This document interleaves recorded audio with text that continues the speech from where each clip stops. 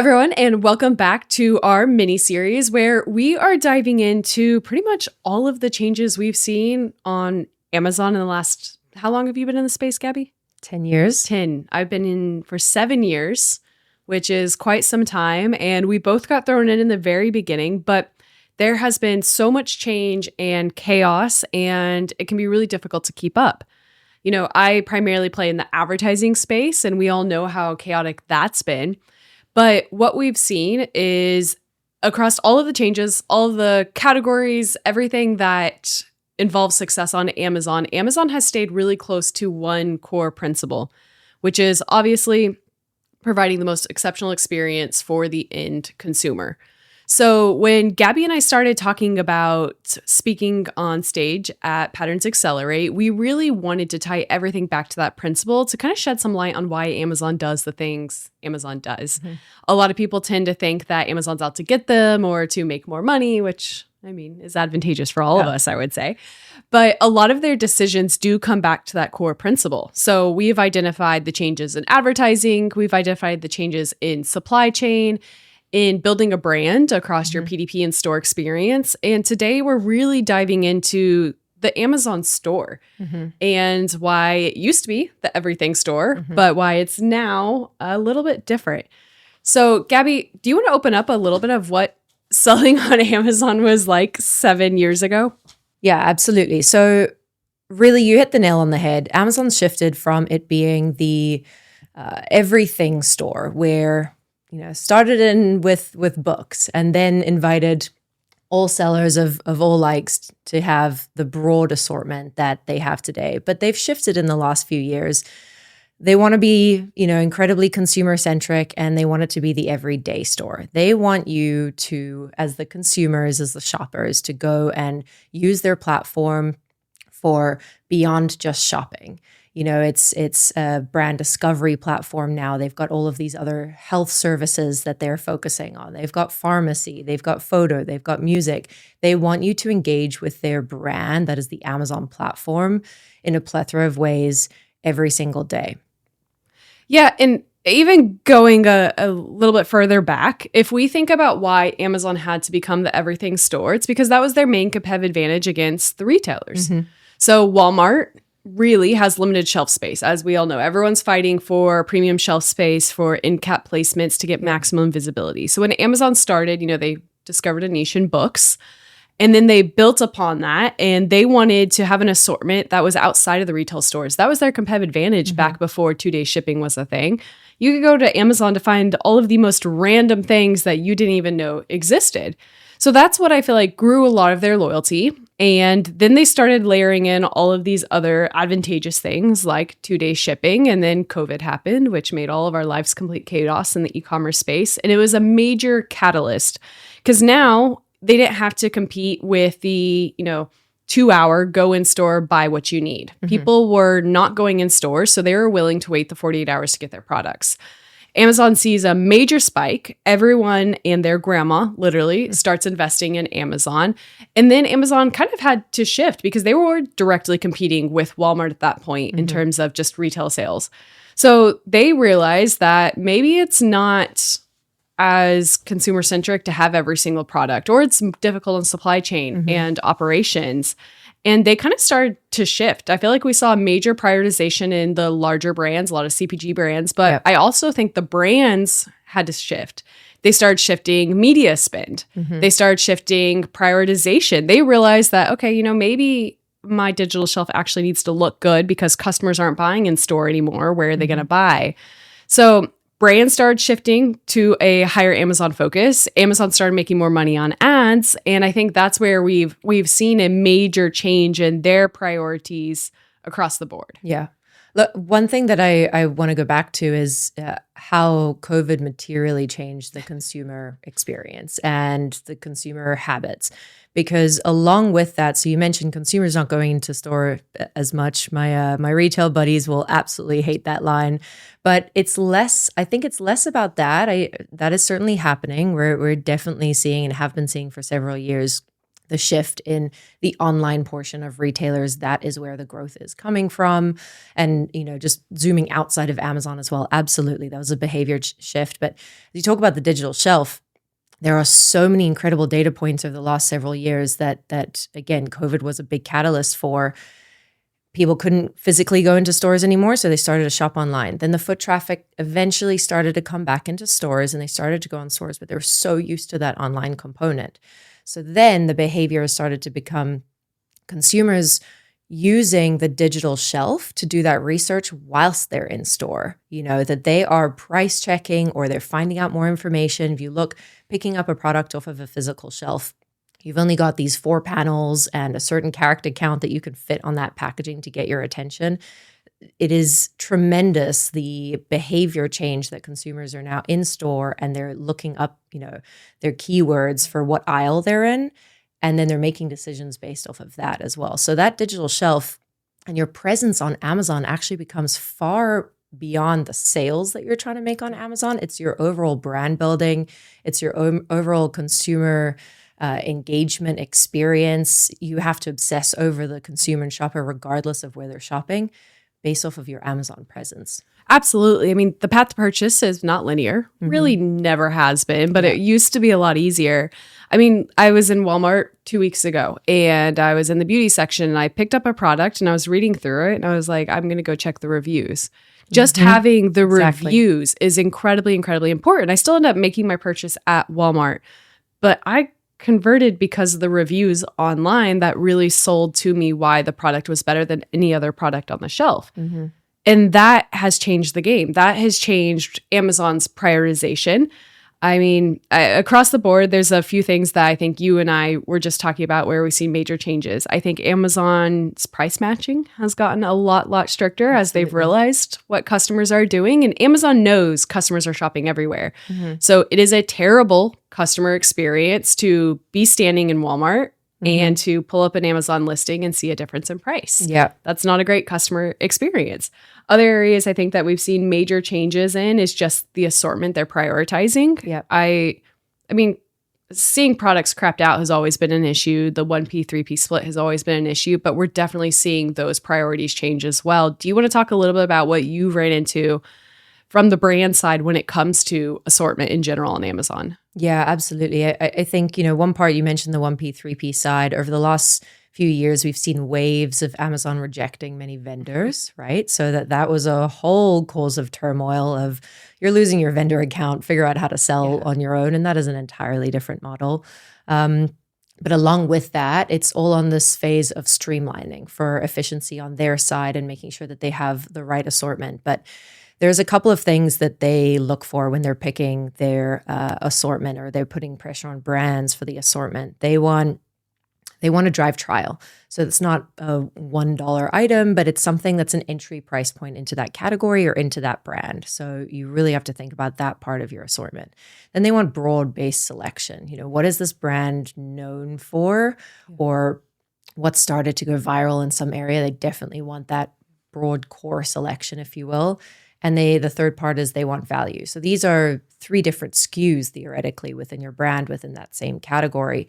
That value might be the larger price pack, or it might be some sort of combination differentiation. But that has made it increasingly more difficult for brands that have an omni-channel presence, especially when Amazon is in this place of not just price matching to online, they are price matching to in store because they've got this data point of I've had it paraphrased to me from Amazon retail teams of 60% of their of these club shoppers are in these club stores and then checking to see what that item might be on Amazon.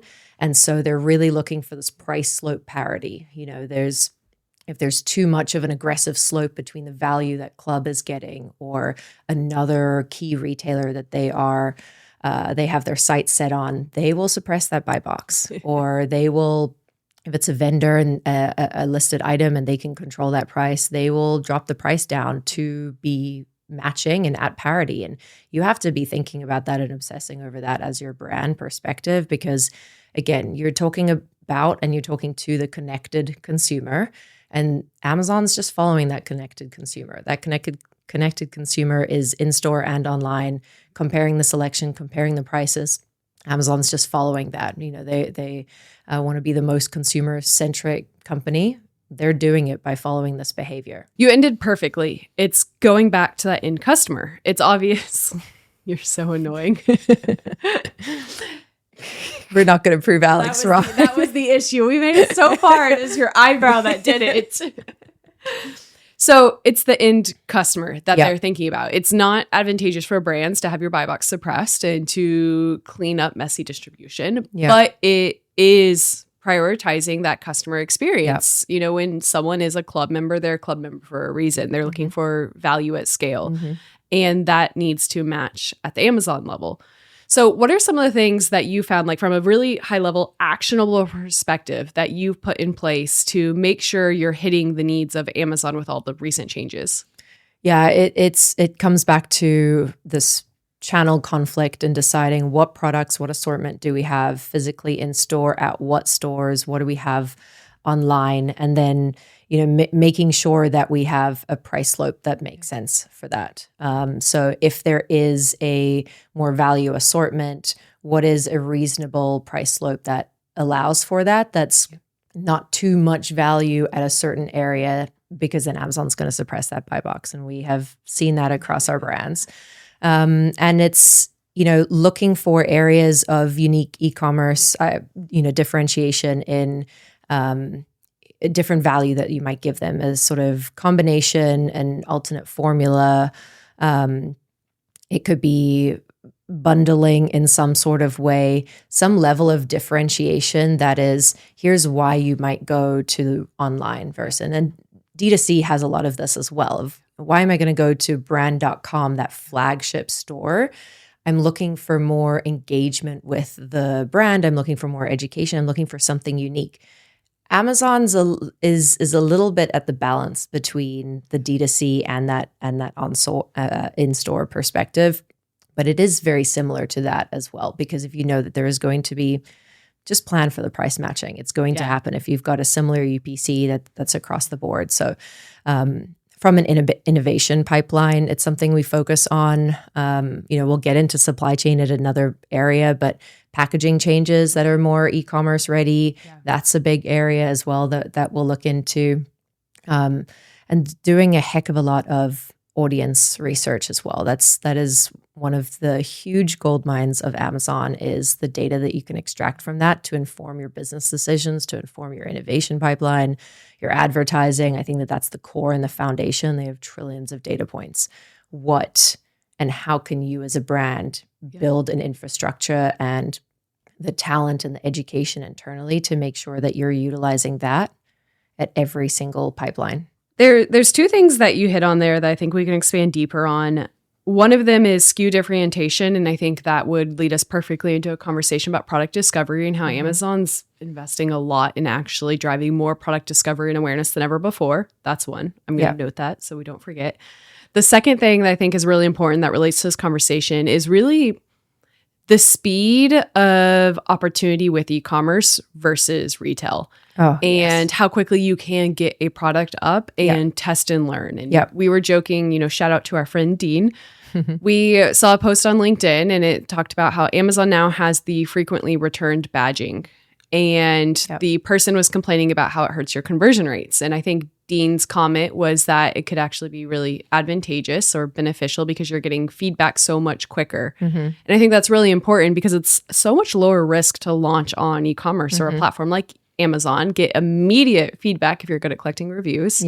And then adjust your product before even considering retail. Do you want to chat a little bit about that? Yeah, absolutely. I mean, think through, at the end of the day, if you want longevity as a brand or a product that's going to do well, you need to be obsessing over that consumer experience. And what better way to do it than gathering the reviews and, forbid you get that badge that pops up on your listing that says frequently returned item. I wouldn't have the perspective of, oh no, that's bad for my conversion. I have the perspective of, how can I change that? Why is it being returned? Exactly. Why is it? You got to fix that problem, friend. If you want that product to continue doing well, I wouldn't want to misadvertise or misrepresent something if I'm looking for longevity and brand building. So that is a huge wealth of information to be able to gather the insights from those reviews. Look at, we used to love looking at the competitor reviews and competitor listings and see how are they communicating to the consumer, or what are the consumers complaining about or liking about another product, and using that as intel for your innovation pipeline or product improvement perspective. So it's not only your own product, because there are so many other products on there. You can do that exact same practice in the category to be able to inform what you do next. Absolutely. I'm thinking of one of the protein products we were looking at. I think there was a very specific call out in the reviews and comments about the flavor. And they were saying it in a slightly negative fashion, like maybe they weren't aware of it or there's something they didn't love. And I remember we addressed it specifically in the PDP. We called it out up front, like, hey, this is what you're going to get, and this is why. It was like something ingredient based. But that was a really good example of we were able to immediately address the issue that was being left in the reviews in the copy and content, which helped prevent future, I'd say, misalignment in what the customer was getting. Yeah. But it was also advantageous for customers that were looking for that specific flavor profile. Yep. So yes, it may be what is the word I'm looking for? Like excluded some of our audience because we called it out from the beginning, but it increased our overall conversion rate with the key audience that we were wanting. Wouldn't you want to be more targeted at the end of the day? Here's the thing is you've got a huge audience count that is on Amazon that they're overwhelmed by choice. Go to page 2 to bury a body, that you want whatever search term they're going after and whatever their audience, specs are. That is very supply chain of me, but their audience attributes and whatnot. You want to be featuring the most targeted product for them. There is an opportunity to go more and more niche. That's a huge change again, as Amazon has become part of the everyday for so many consumers across the country, across the world, that niche isn't so much of a thing anymore. Back in the day, there used to be all of these seller hack opportunities, YouTube accounts with the Lamborghinis and whatnot of here's how you can sell on Amazon. And they were pitching, find this white space. Those white spaces of everyone's there now, and it's about making a better solution for that audience or for that category, because there's not much white space left, but there is if you're getting to a hyper-targeted perspective these days. Again, you are leading us perfectly into the next conversation, which is on that product discovery. That's kind of the angle I wanted to take as well. Back in our days, it was a lot of hacking, a lot of algorithm hacking. Yep. And people would they would go find a Me Too product because there was so much opportunity. So they would, find a product that had high search volume and low reviews, and they would launch the exact same product with a slight color variation. Yep. Again, Amazon no longer needs to be that platform. Yep. They don't need 700 sellers selling the exact same protein, the exact same pin. That's not advantageous to anyone anymore. Yep.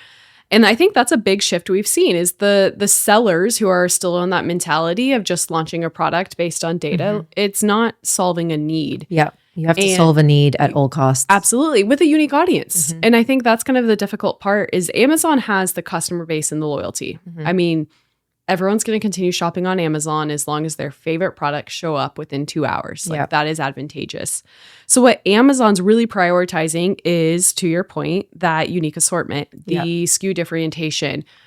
What is something that you can launch that solves a specific need that 500 other people are not solving? Because that's how they're going to drive a unique audience is by bringing people to the store. I mean, we recently saw the Alex Cooper Unwell launch. Not that differentiated of a product, but they went about it in a very differentiated fashion. They had the homepage takeover and they used a major influencer, which was driving traffic to Amazon. That's the kind of thing that I think Amazon's looking for nowadays. Not the same playbook, not copycat products. It's where can you have a unique angle to drive traffic to Amazon on your own, but also solve a customer need that doesn't have 700 other products trying to solve. Yeah, let's back up a second and talk a little bit about the disparity when we talk about the assortment and selection that Amazon wants, at the end of the day, it's still an open marketplace. Anyone can buy anything and resell it online. It's not that you can't go and list or Amazon's going to not accept it or anything like that. It's my favorite one, chatting with more brick and mortar or innovation. They're like, when will Amazon accept this? Or how does Friend, it doesn't work like that. Just go and list it. But, do you have the traffic driving to actually do something? But you mentioned the 2-hour delivery there. So 2-day shipping, that's gone. That is old news at this point. It's now sub same day delivery. And so with a sub same day delivery, Amazon's obsessing over the efficiency of the assortment all over the country, close to people within 2 hours or again, within a few hours of that order. Now, my favorite example was we're in the space of a lot of consumer goods. Generally speaking, they want it within the same day. But my retail counterparts were chatting about, or my Amazon retail folks were chatting about, we want toilet brushes. Now, if my mother heard me say toilet, she'd be really mad. But lavatory loo brushes, mum, that they don't need 12 of them. They want it for sub same day delivery. I just went through this. I had to buy one before, a guest came, and there was only 1 or 2 options. I filter by delivery speed almost every time now. Yep. And I only had 12 options available to me that even showed up, but there was only 1 or 2 that fit my needs. They were kind of coming up by the search results. So that's where you start to get into what is Amazon prioritizing? Again, everything can be listed online. Are you going to be at the top of the search results? Are you going to be, as consumers are filtering by same day delivery or get it by tomorrow or get it by 5 a.m.? Are those products going to be in the warehouses near these consumers all over the country? Absolutely. I'm not going to spiral on talking about the algorithm and organic rank because I really want to get into a conversation of why all this matters, because even though it is unlimited, as we said, you can bury a body on page 2. So saving that, Gabby and I will be diving into a whole episode on why the algorithm matters, why organic rank matters, because again, at the end of the day, as mentioned, Amazon wants to solve customer problems. How do they have a competitive advantage over the retail stores? Well, everyone lives within 2 hours of some very key retailers, if not closer. Amazon's competing with that. If you can get in your car and go get a toilet brush in less time, then you can have one delivered to your house. That is not a competitive advantage for the customer. Yeah. So there's a million things we're going to dive into there. Save that for later. Is there anything else that you feel like we missed when it comes to your Amazon catalog, your assortment, problems that brands are dealing with that we can help solve? If you were in room, you would see her side-eyeing. I think we covered the majority of it. I'm trying to think, we've talked about products being crapped out. We didn't really dive deep on that, but I don't know if we need to, because that's a whole pricing in itself is. Yeah. We don't, in this mini series, we don't necessarily have a specific section on that, but absolutely Amazon. I mean, we're in the realm, whenever you end up listening to this right now, we're in the realm of tariffs galore.